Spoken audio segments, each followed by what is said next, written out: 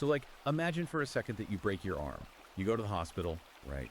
The doctor takes an x-ray, pulls it up on that little glowing screen, and just points to a jagged white line. Right, it's obvious. Exactly. It's binary, it's clean, it's either broken or it's not broken.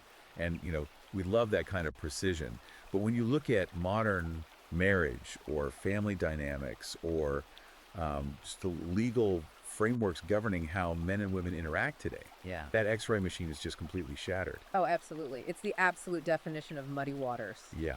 We are basically navigating this landscape where the rules seem to change entirely depending on, well, who is standing in front of the judge, and where biological reality is often just, entirely ignored by the very institutions that are supposed to protect us. Yeah, it becomes even more disorienting when you start actually digging into the historical shifts because, Yeah. we're talking about deliberate structural changes over the last 60 years that have completely rewired those interactions. Right. And if you are listening to this deep dive right now, you have probably felt that shift. You're likely someone who has noticed the mainstream narrative around masculinity, marriage, fatherhood, all of it turning increasingly hostile. Which is a very common feeling right now. Totally.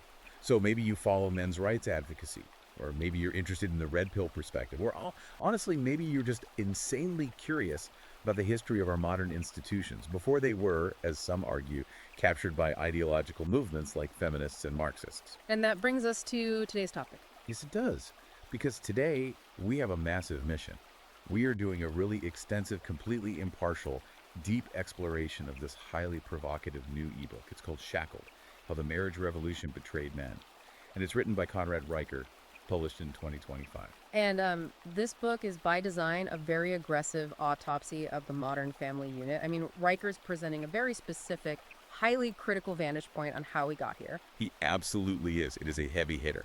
Now, really quick, before we get into the weeds here, I need to urgently remind you to like and subscribe to this show right now.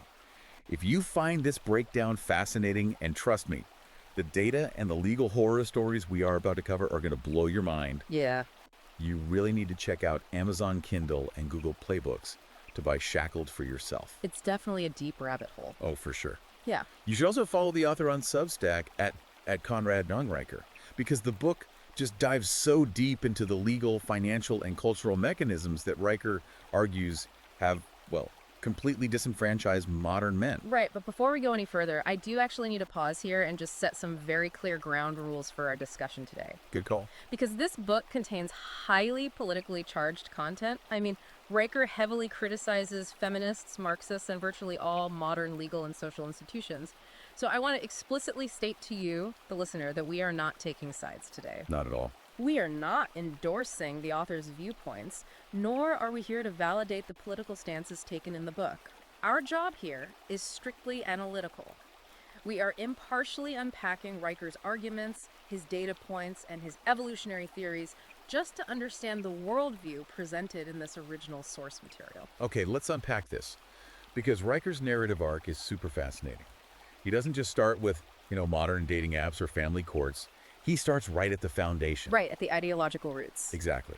He traces this back to the roots of family destruction, and then he moves through the legal and financial crowbars used to pry the family apart, and finally lands on the modern marriage strike and the tangible red pill solutions that men are adopting right now. It's a very systematic breakdown. It really is. Yeah.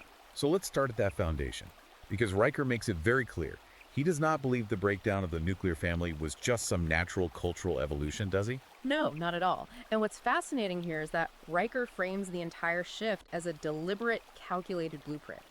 I mean, his fundamental premise is that the nuclear family was intentionally dismantled by a coalition of Marxist and early feminist thinkers. Which sounds crazy until he explains why. Right, because you have to ask, what is the utility of doing that? According to his analysis, the purpose was the transfer of loyalty. If you want to massively expand state power, a self-sufficient family unit with a strong patriarchal figure is basically a massive roadblock. Because they don't need the government. Exactly. That family relies on itself, it protects its own, it passes down its own values.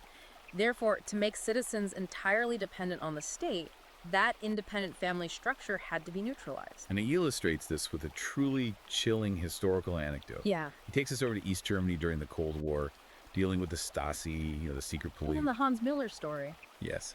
So there's this story he tells about a man named Hans Miller. Hans is just a normal guy raising his 6-year-old son. And one day, the kid is in art class and he draws a picture. Just a doodle of a pig wearing a top hat. Literally just a capitalist pig. Right. Which, if you or I look at that today, it's just a kid drawing a cartoon he probably saw in a book or on TV. There's zero malicious intent there. Zero. But in the absolute paranoia of East Germany, the teacher actually reports this child's doodle to the authorities as, quote, counter-revolutionary propaganda. Unbelievable. And the state uses this as justification to revoke Hans Miller's custody. He literally loses his son over a drawing.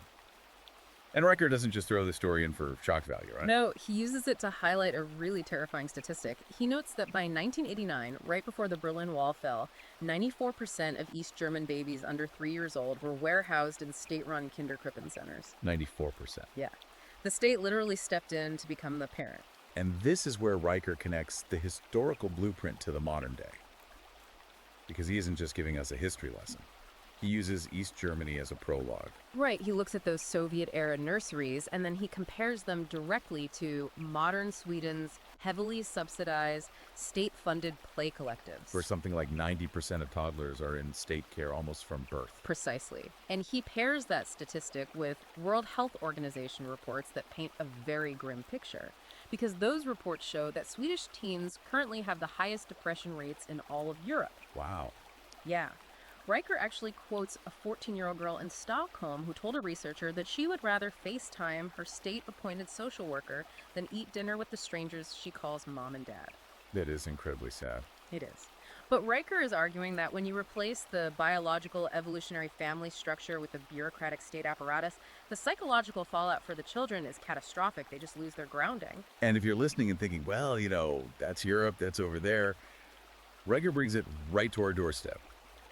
He analyzes California's recent Senate Bill 321. Oh, the community parenting pods. Yes. He describes this as a $200 million taxpayer-funded plan for what they literally call community parenting pods. Riker argues this is just the Kinderkrippen reborn for the 21st century. Except, instead of saluting Karl Marx, the kids in these pods are being taught gender-fluid concepts and quoting Robin DiAngelo. And this ties directly into the feminist ideological roots that Riker identifies. He spends a lot of time in the book on Shulamith Firestone. Right, the radical feminist from the 70s. Yeah, a highly influential thinker. And Firestone didn't mince words. I mean, she explicitly demanded the abolition of the biological family. She argued that children actually belong to the collective. She hated the whole concept of pregnancy, didn't she? She went so far as to call the biological process of pregnancy barbaric. And she advocated for the invention of artificial wombs so that they could completely sever women from the biological realities of motherhood. Which brings us to one of the most surreal parts of the book, honestly. Because Firestone's 1970s sci-fi feminist theory is actually happening right now. It really is. Riker points out that there is currently an artificial womb lab in New York City working on synthetic amniotic fluid. And he juxtaposes Firestone's lofty ideological goals with a real-world 2023 lawsuit involving Elon Musk. Yes, this case perfectly encapsulates Riker's view on the absurdity of modern gender dynamics. It's wild. Yeah. So an ex-partner of Musk sued him over the use of prototype artificial womb technology. And you would think the legal complaint would be about, the complex bioethics of gestating a human in a machine. Right, the deep moral questions. But no. Her complaint was that using the artificial womb robbed her of her tiger stripes, her stretch marks, which she felt deprived her of the authentic maternal aesthetic. It's a really striking anecdote because it highlights what Riker views as the inherent, often narcissistic contradictions in these ideological movements. He actually points to a 2026 Gallup poll cited in the book. Oh, this poll was fascinating. The poll claimed that 68% of self-identified feminists initially supported artificial womb technology, viewing it as the ultimate liberation.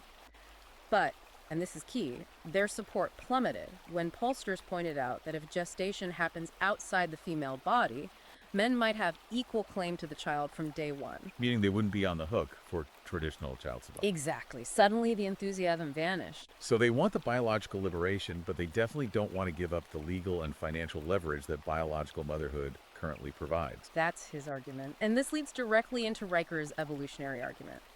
Because he believes that ignoring biological realities in favor of ideological social engineering is basically a recipe for societal collapse. He says it always has been. I want to dig into this because he brings in some really heavy anthropological data to back this up.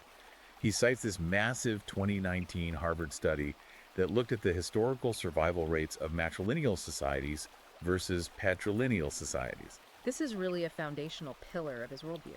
So the Harvard anthropologists examined historical data and found that 78% of matrilineal societies, meaning cultures where lineage, property, and authority are traced through the mother, crumbled or were entirely conquered after the year 1800. 78%. That's huge. And the patrilineal ones? Contrast that with patrilineal societies, which had only a 12% extinction rate during the same exact period.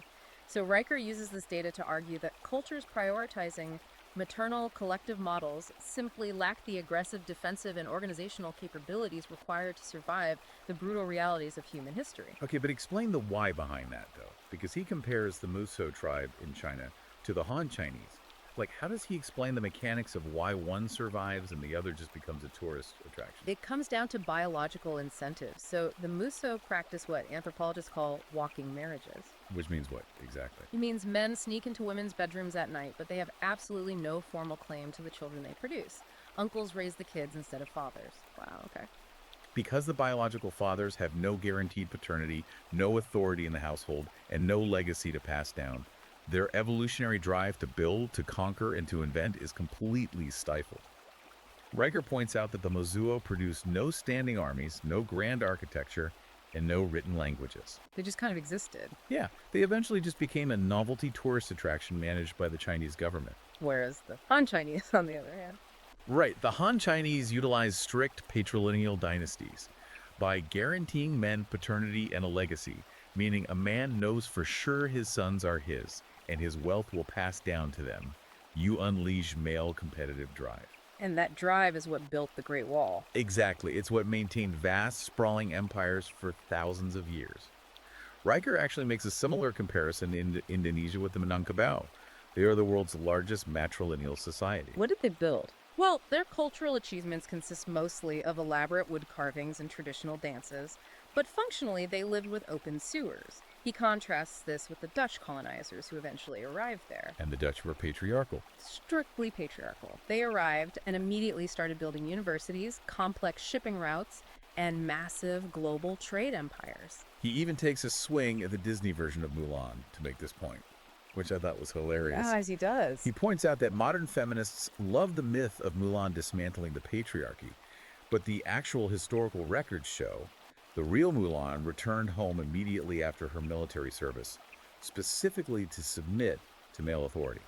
First her father, and eventually a husband. And why is that? Because ancient China fundamentally relied on that rigid patriarchal structure for national defense. If the men didn't have families to protect and rule, they wouldn't fight the invading hordes. Right. Riker's ultimate thesis here is that matrilineal systems might produce beautiful pottery and egalitarian folk songs, but patrilineal systems build the physical and defensive infrastructure of civilizations that actually endure. He has a great line where he describes this modern shift away from patriarchy as replacing the alpha wolf with a village that raises arsonists. That is a very Riker quote. But I do have to push back a little here, because there's a famous historical event that gets brought up constantly by feminists to prove the exact opposite of what he's saying. You're talking about Iceland. Yes. What about Iceland's 1975 Women's Day Off? In 1975, 90% of women in Iceland stopped working, refused to cook, refused to clean, and the whole country basically ground to a halt.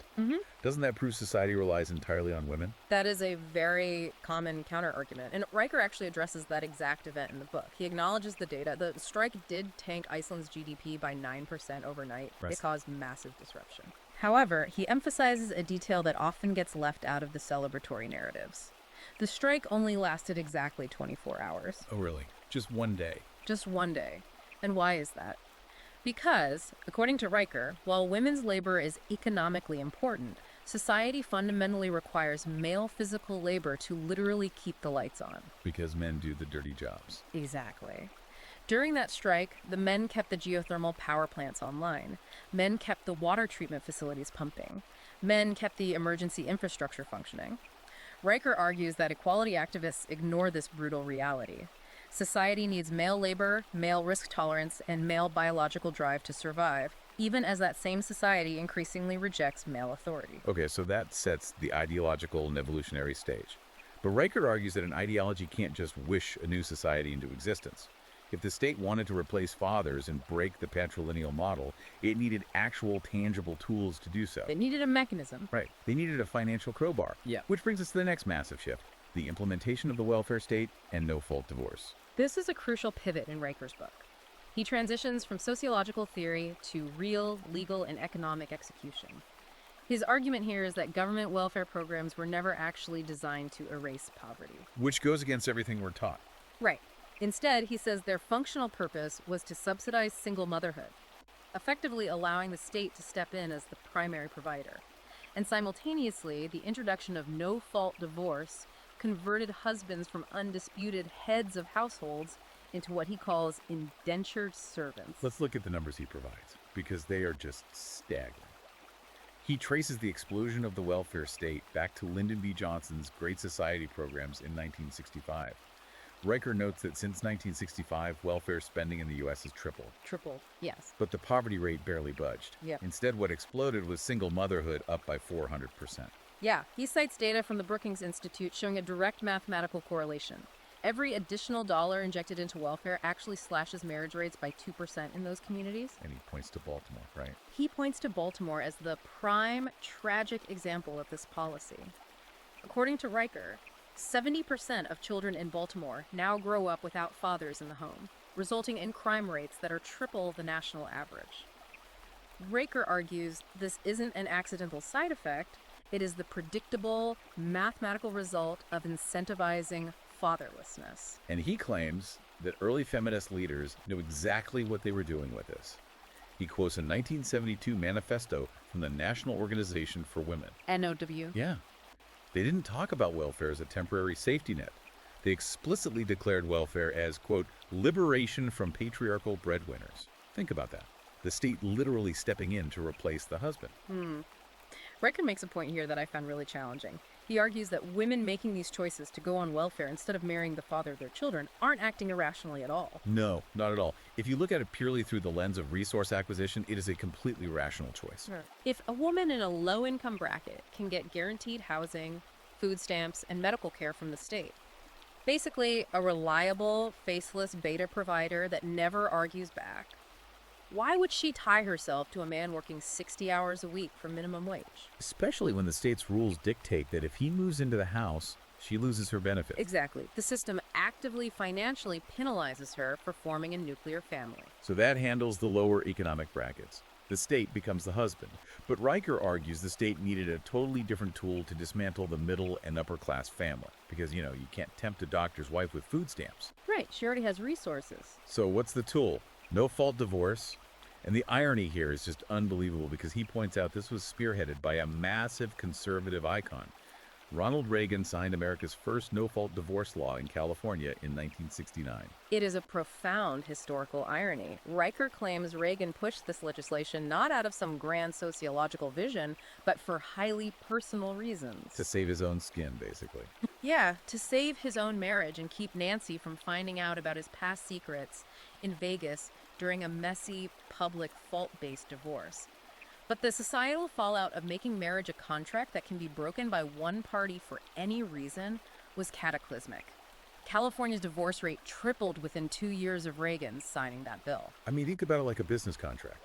If you and I sign a contract to build a business, and I decide I'm bored and want to leave, I don't get to take half the business and force you to pay me a salary for the next 10 years. No court would uphold that. But Riker argues that's exactly what no-fault divorce did to marriage.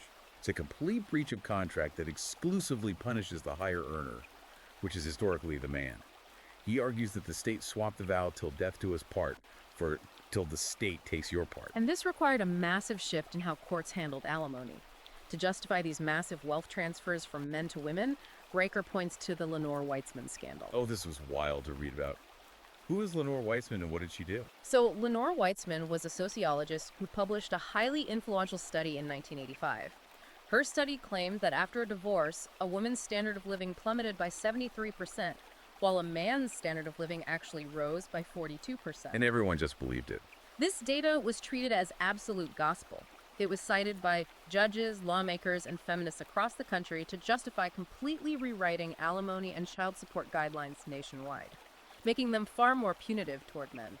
But Riker highlights the subsequent revelation that her data was completely fabricated, right? Well, fabricated or deeply flawed, depending on who you ask in the sociological community, but Riker leans heavily into the idea that it was academic fraud. Later audits of her work found massive mathematical errors. Her own data didn't support her conclusions. Unbelievable. But Riker claims the damage was permanently done. The laws were changed based on a lie to balance the scales of justice and redistribute men's paychecks.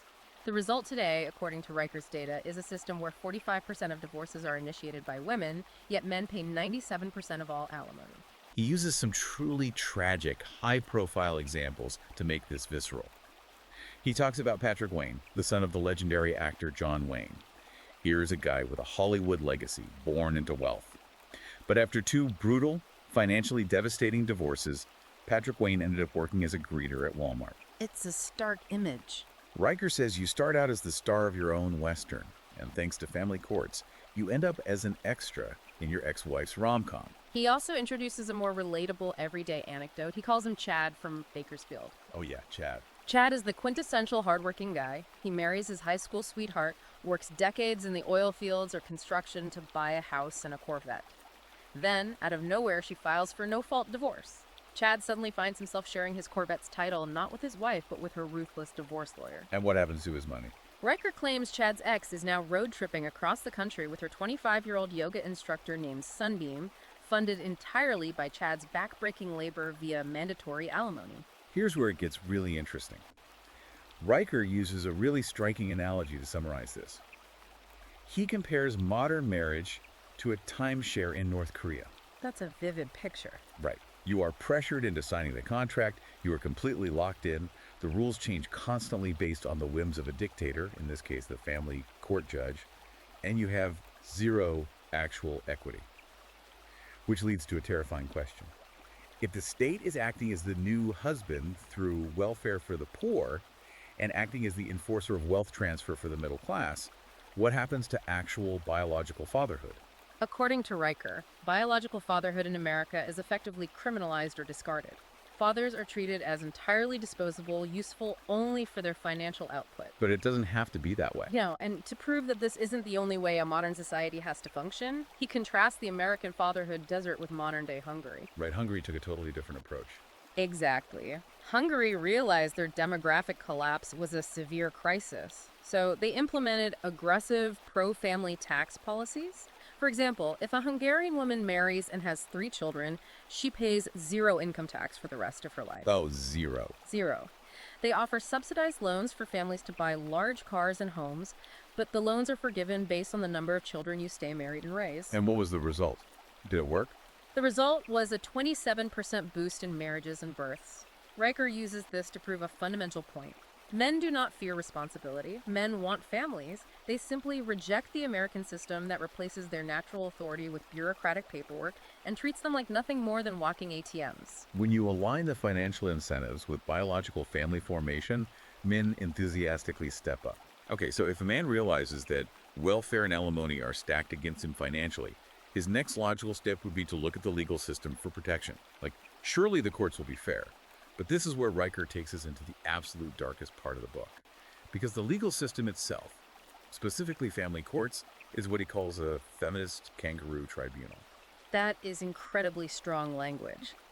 But it reflects his premise that family courts operate on what he dubs the Three Stooges theory of justice. Which means?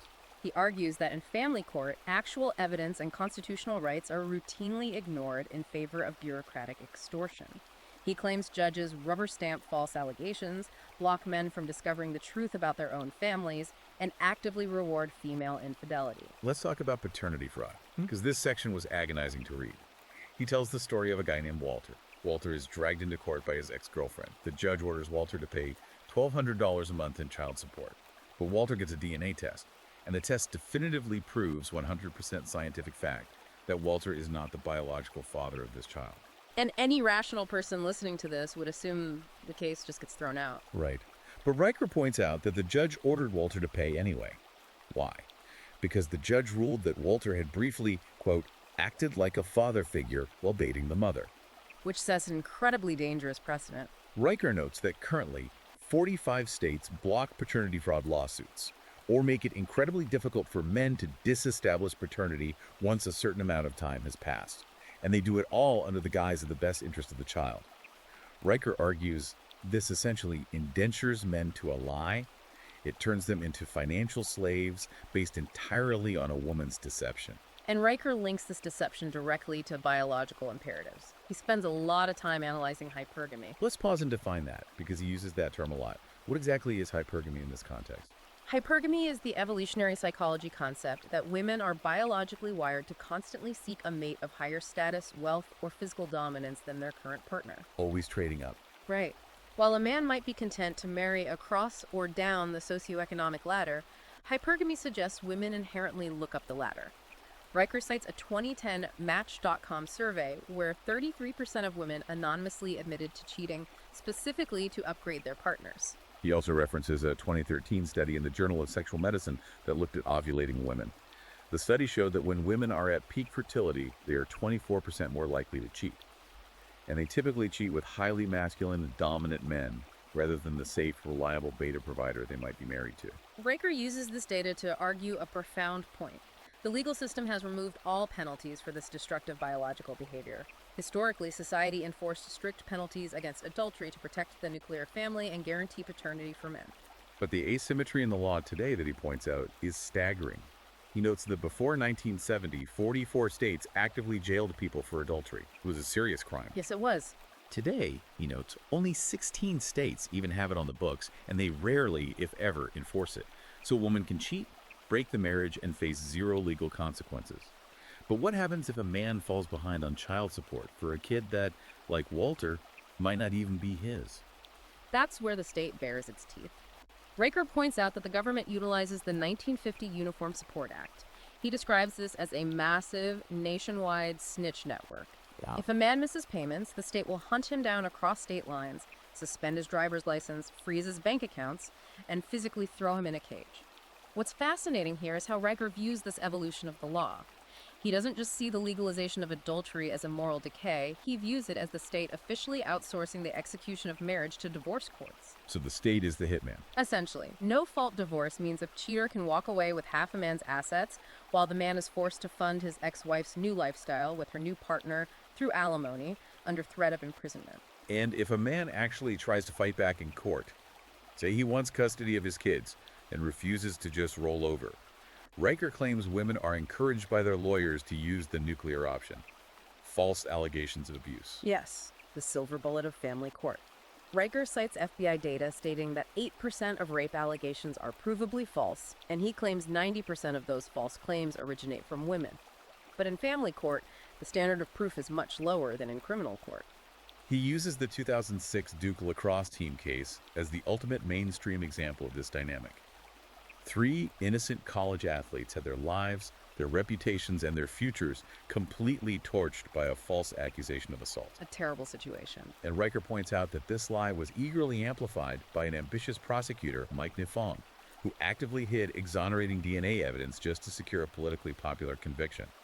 Riker argues that the exact same dynamic happens daily in closed-door family courts during custody battles. Where evidence doesn't always matter. Right. An unverified accusation of domestic abuse or child abuse is often all it takes for a judge to issue a restraining order, strip a man of his children, force him out of his own home, and ruin his life. It's an incredibly bleak picture. Wait, I'm struggling with this. It's Because if the system is as rigged as he says, and the financial ruin is practically guaranteed, why wouldn't a rational guy just sign a bulletproof prenuptial agreement before getting married? Surely contract law still applies in America, right?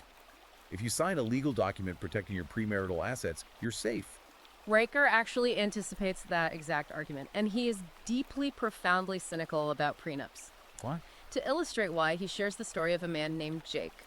Jake is a successful tech executive earning $220,000 a year. Before getting married, Jake does everything right. He hires lawyers, his fiancée hires lawyers, and they sign a comprehensive prenup protecting his tech stock and his income. But 3 years later, his wife, who had voluntarily quit her job as a teacher to stay home, files for divorce. Okay, but the judge upholds the prenup, right? That's what it's for. No. Riker says the judge shredded the prenup like confetti at a gender reveal party. You have got to be kidding me. On what grounds? The judge's rationale was that because Jake had such a high salary and his wife had sacrificed her earning potential during those 3 years, Jake was deemed the real beneficiary of the marriage, and enforcing the prenup would leave the wife in an unconscionable financial state. So the contract meant nothing. Riker's brutal lesson here is that in what he calls feminist jurisprudence, a prenuptial agreement is about as enforceable as a pinky swear. The judge has absolute discretion to throw it out if they feel it disadvantages the woman. Wow. So according to Riker, the financial architecture and the legal systems are a complete inescapable trap. But you can't just spring a trap like that on half the population without them rebelling. How do you get millions of men to just walk into the wood chipper? And this is where Riker argues the culture at large, schools, universities, media comes into play. They have to condition the boys. Yes. He argues that for this system to function seamlessly, male resistance has to be broken early. He sees a coordinated psychological operation across the education system and corporate media. The goal is to chemically and ideologically castrate boys, framing traditional masculinity, aggression, competition, stoicism as inherently toxic or diseased. He calls it the war on boys. And the medicalization of boyhood is terrifying. He gives the example of a Texas father in 2019 who is facing literal handcuffs for medical neglect. Because of ADHD medication. Exactly. Because the father refused to give his son Ritalin. There. Riker views the massive overprescription of ADHD medication to young boys as state-sanctioned chemical castration. Instead of letting boys run, wrestle, and burn off energy, the feminized school environment forces them to sit perfectly still for 8 hours a day. And if they can't, they are drugged into compliance. And once those artificially sedated boys reach university, Riker argues the ideological indoctrination goes into overdrive. He analyzes a specific feminist theory syllabus from UC Berkeley. Oh, this is crazy. It had 27 required texts for the semester, 0 were authored by men, and every single text framed male behavior, history, and psychology as fundamentally oppressive and destructive. Just a one-sided echo chamber. Completely. He points out there wasn't a single reading on the syllabus addressing why men die younger, why men work 90% of the deadliest jobs, or the systemic bias men face in criminal and family courts. He even points to corporate America getting in on the grift, which breaks it out of the ivory tower and into everyday life. He mentions Starbucks forcing their baristas to take unlearning masculinity workshops. Which is just bizarre. It is. And the media hypocrisy he highlights to maintain this narrative is just absurd. Think about the articles you see shared on social media. He brings up a real 2022 Washington Post piece that literally claimed male anger is climate change's hidden cause. Oh, I remember that headline. The premise was that toxic men drive gas-guzzling trucks because they are angry at women. But Riker actually did the legwork on that one. He checked the underlying academic study the Washington Post cited for that claim, and the study didn't even mention men once. Unbelievable. It was a completely fabricated narrative layered over unrelated data to generate anti-male clickbait. Contrast that with how the media treats male journalists who try to present balanced data. Right. Riker mentions a journalist named Mike who was fired in 2022.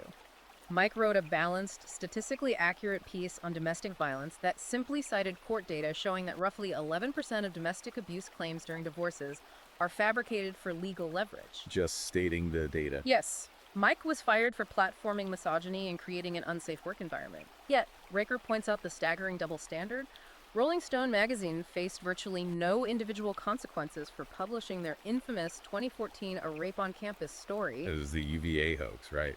Yes. That story was proven to be a massive, fabricated hoax that ruined the lives of innocent men at the University of Virginia. The reporter kept her career, the editors moved on, and the destruction of male lives was treated as minor oopsie. And we can't forget the corporate backlash, because men eventually started speaking with their wallets.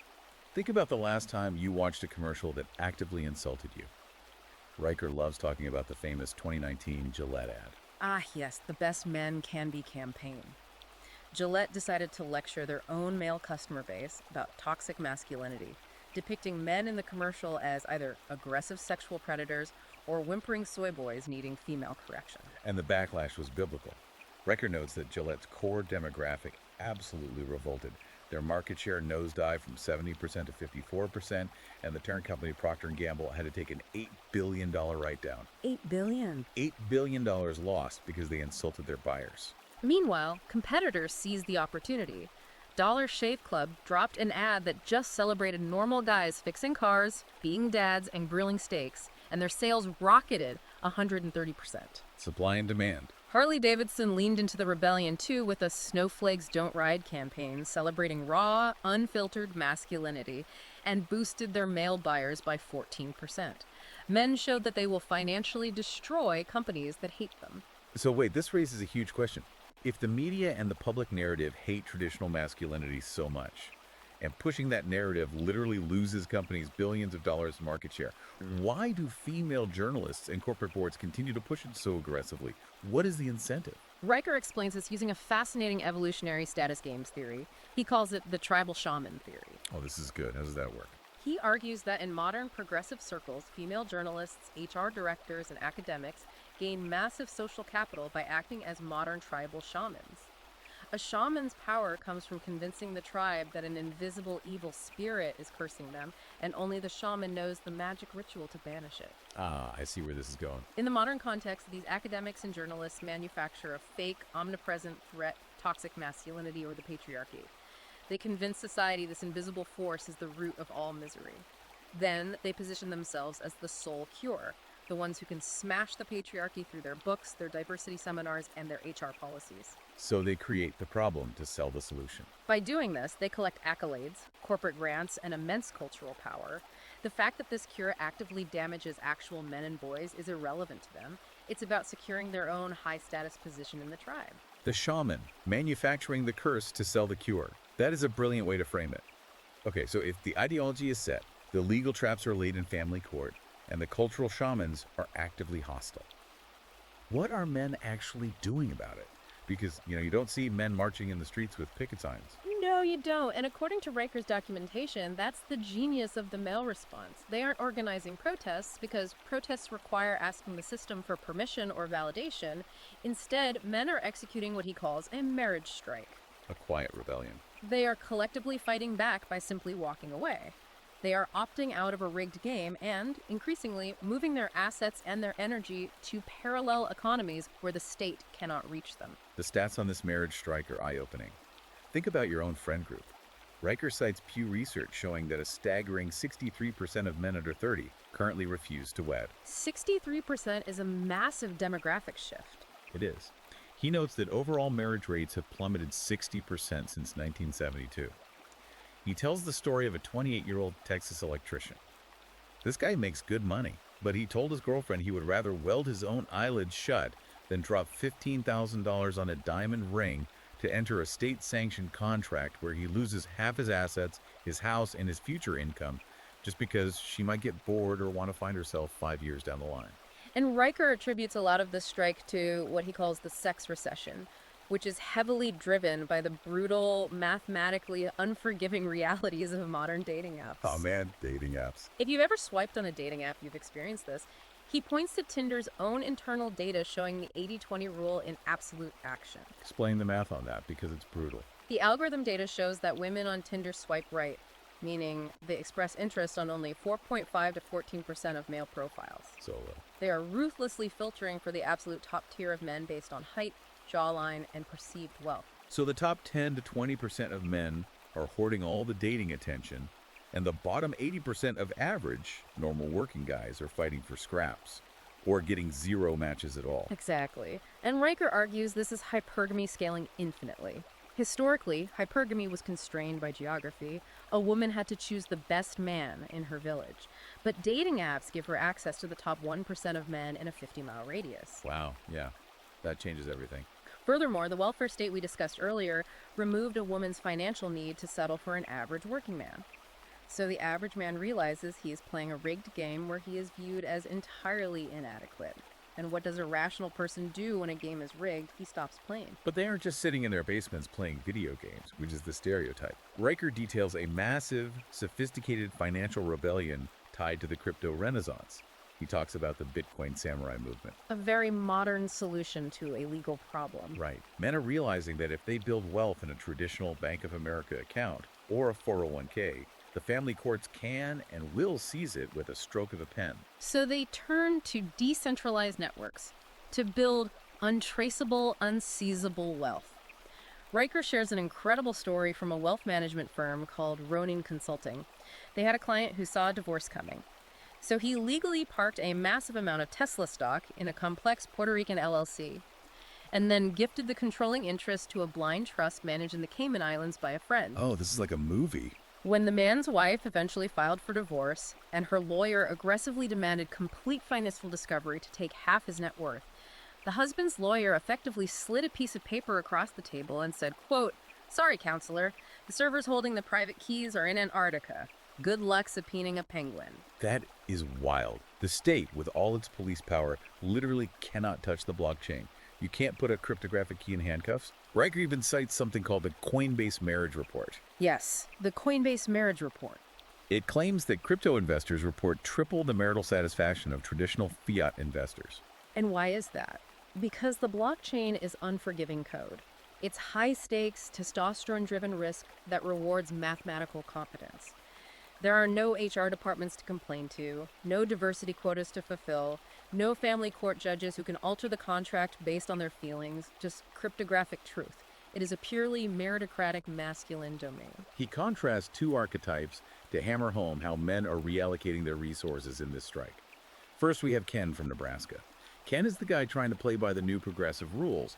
He donated $5,000 to the UN's Have-for-She feminist campaign. He is trying his absolute hardest to be the good, modern, sensitive male ally. Right. He thinks that's what women want because that's what the media says. Yeah. And how did his wife respond? She divorced him, explicitly citing his performative wokeness and lack of traditional masculine spine as sexually repulsive. Ouch. And the contrast to Ken is Brad from Grand Rapids. Brad took a totally different path. Brad had saved up a $120,000 wedding fund. But instead of buying an engagement ring and putting a down payment on a house to start a family, Brad walked into a dealership and bought a Lamborghini Huracan. And Riker notes that the moment Brad posted a picture with that car, his Tinder matches exploded by 300% overnight. It's just the reality of the game. Brad's cold, calculated logic. At least the Lamborghini won't hire a lawyer and take half his assets in a divorce.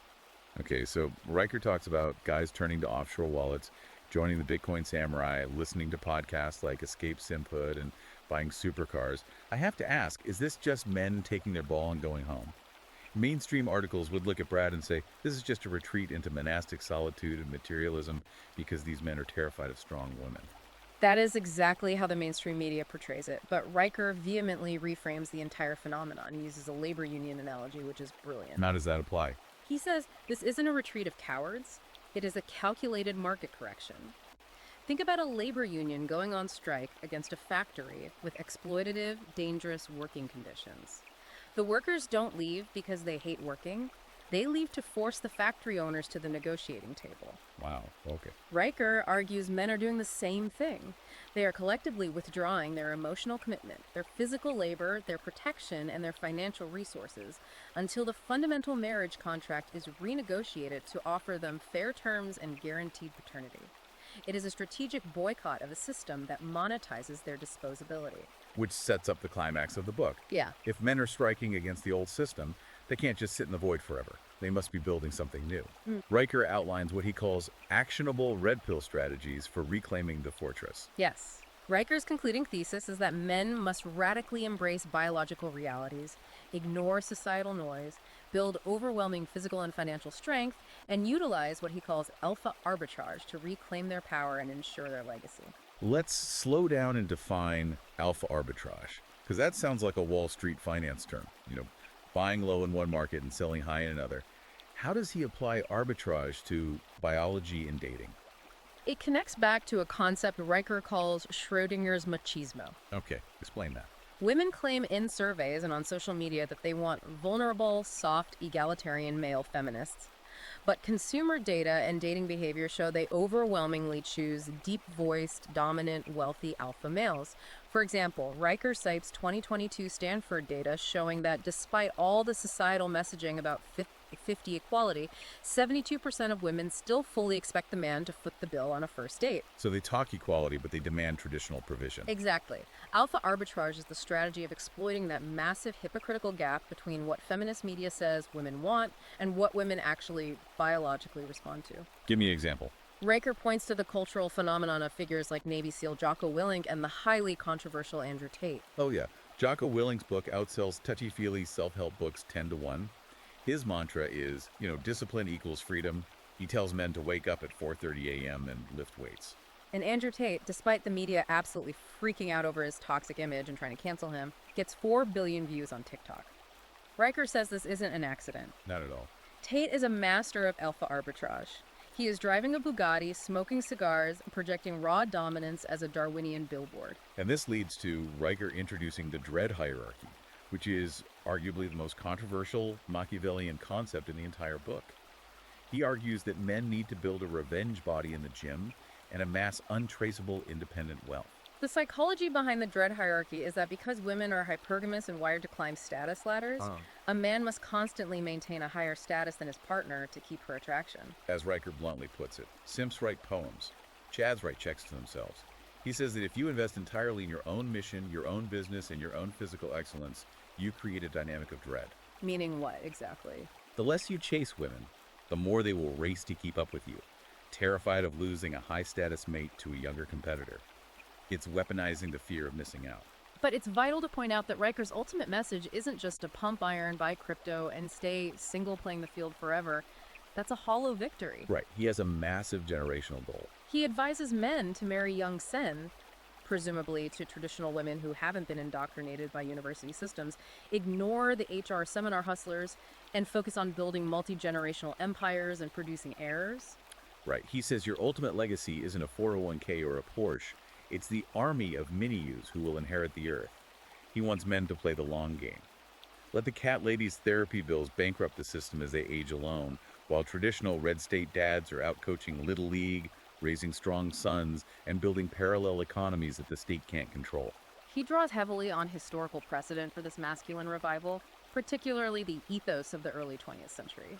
He specifically references Teddy Roosevelt's famous 1899 speech about the strenuous life. The idea of embracing hardship and rejecting soft, easy living. But how does Riker translate Roosevelt's 19th century Rough Rider ethos to a 21st century guy sitting in a cubicle? Riker's final directive is deeply pragmatic, almost monastic in its discipline. He tells men to completely disconnect from mainstream narratives. Just tune it out. Literally turn off NPR, stop watching the news, delete the dating apps that are designed to monetize your desperation and lower your self-esteem. Instead, focus entirely on the physical and the tangible. Push more weight in the gym.